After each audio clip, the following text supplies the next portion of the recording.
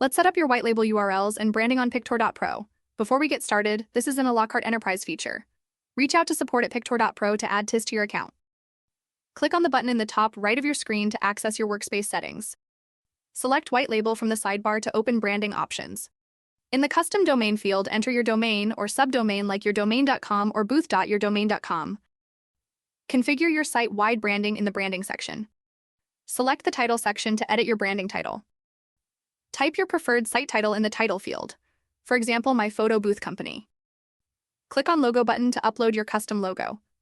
This will appear on your internal Pictor pages as well as your analytics pages.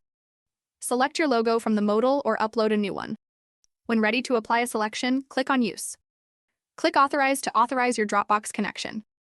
For white-labeled email addresses, enable SendGrid by clicking the On/Off toggle. Click on SendGrid account key.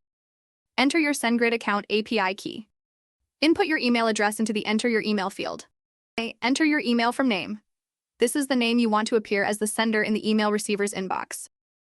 Finally, scroll back to the top of the page and click Save to lock in all your branding and integration changes.